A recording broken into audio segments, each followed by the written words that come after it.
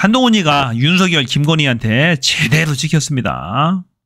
이 세 사람 사이가 두 번 다시는 되돌아올 수 없는 그런 강을 건넌 것 같아요. 서로 왼수가 돼서 총칼을 겨누고 있습니다. 지금 한동훈 딸을 다시 수사할 것 같아요. 보니까 딸 허위 스펙 의혹 불송치 뒤 뒤집힐까 경찰이 원점에서 다시 검토를 하고 있다는 겁니다. 11개의 혐의인데요. 자, 다시 경찰 수사심의위원회 회부에서 적정성을 다시 검토한다고 합니다. 과연 어떤 혐의가 있을까요? 한번 볼게요.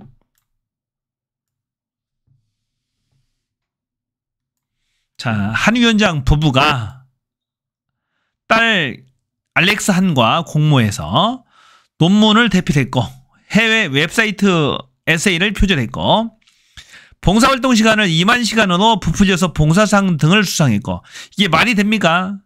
하루에 8시간씩 10년을 해도 2만 시간이 다 안 돼요. 완전히 뻥이고 거짓말이죠. 전문 개발자가 제작한 앱을 직접 제작한 것처럼 속여서 제출했다. 그런 혐의예요.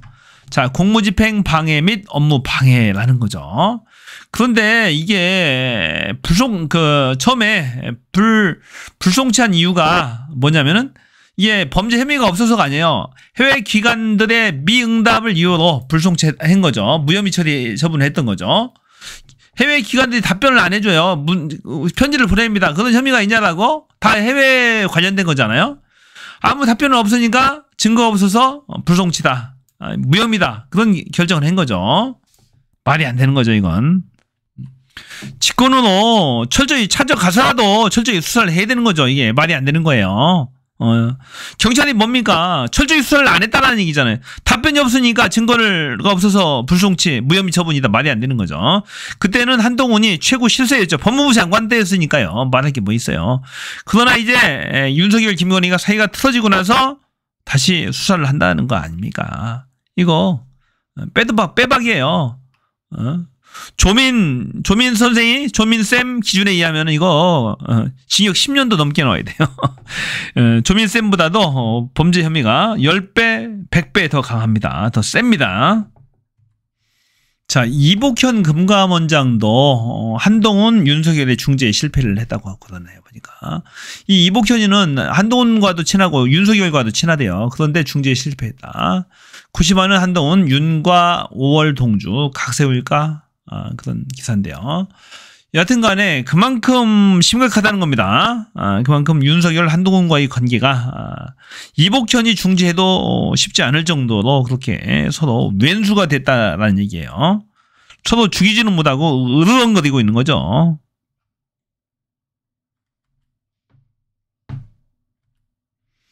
자, 심평 변호사 한동훈의 국힘 당대표를 저지하기 위해서 홍준표가 출마할 수도 이런 기사인데요. 지금 한동훈의 국힘 지지자들을 대상으로 한동훈이 압도적 1위입니다. 지금 압도적 1위이기 때문에 홍준표가 지금 차기 경쟁자죠.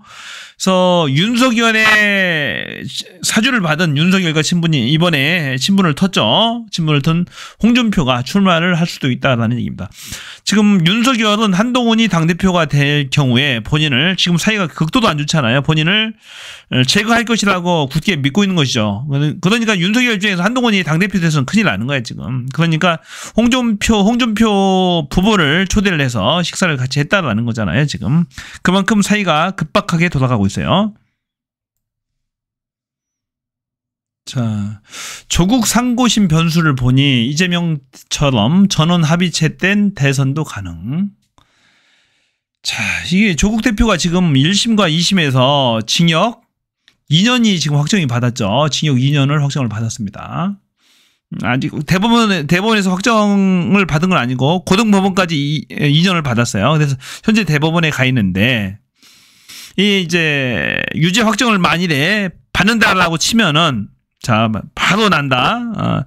전원 합의체 가지 않고 바로 판결을 받는다라고 하면은 이제 대통령 선거에 출마하기 위해서는 형 집행 종료가 끝나고 5년이 지나야 됩니다. 그러면은 2년이니까 2년을 앞으로 향후에 더 받고 판결도 금방 나지 않겠죠. 뭐 한 6개월 이내에 난다고 치면 2년 6개월 정도의 시간이 걸리겠죠. 2년을 집행해야 되고 플러스 5년을 더 있어야 됩니다. 그러면 7년 반이나 있어야 돼요. 대통령 선거에 출마하기 위해서는 7년 반이 필요한 겁니다.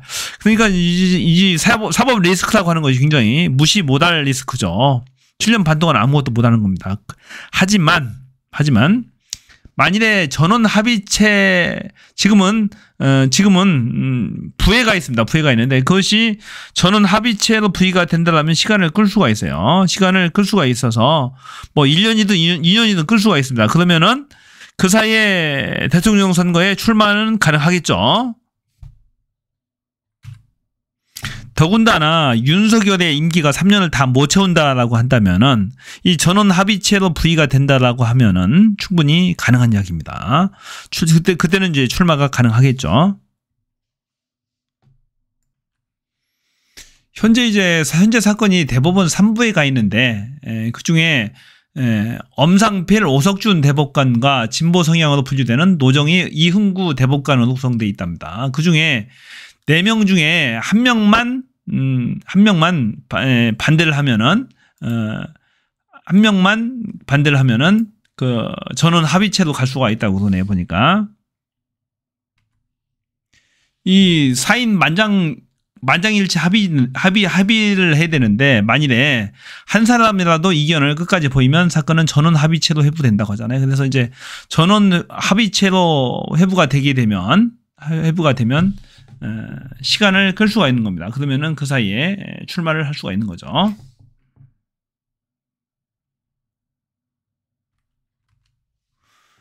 또 하나는 일부 무죄 취지로 파기환송될 가능성도 있다고 그러네요. 보니까 2가지 혐의인데 이건 청와대 감찰 무마 관련 직권남용 권리행사 방해 혐의 그리고 아들 대리시험 관련 업무 방해 혐의 이 2건과 관련해서는 다시 무죄 취지로 서울고등법원으로 돌려보내면은 다시 서울고등법원에서 재판을 다시 해야 되고 그리고 또 재상고도 가능하기 때문에 충분히 그러면 2년, 3년, 4년 끌 수가 있는 겁니다. 그러면은 그 사이에 대통령 선거가 치러진다라고 하면은 출마가 또 가능한 케이스가 생기는 거죠.